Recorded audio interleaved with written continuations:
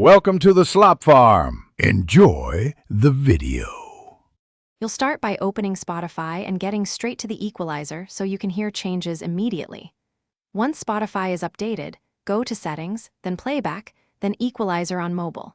If you're on desktop, use your operating system's EQ or a trusted plugin because Spotify Desktop lacks a universal built-in EQ. Select a preset like Bass Boost to create a noticeable bass line. This first step gives you something audible to adjust, so you're not tweaking blind. Now you'll refine the sound by adjusting individual frequency bands and understanding why each band matters. Move the low band for punchy bass, the mid band for vocal clarity, and the high band for air and detail. Make small changes, about 3 to 6 decibels, and listen after each tweak. Once done, switch between headphones and speakers to confirm balance and use a familiar reference track so you know if vocals are too recessed or cymbals are harsh. Finish by comparing your tuned sound to the original. Toggle the equalizer on and off while playing a reference song so you can hear the actual impact.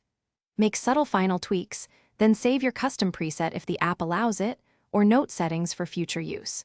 If things go wrong, if the equalizer is missing or changes don't apply, update Spotify first, check for a system-level EQ that overrides the app, or clear the app cache. That usually restores expected behavior. Thanks for watching.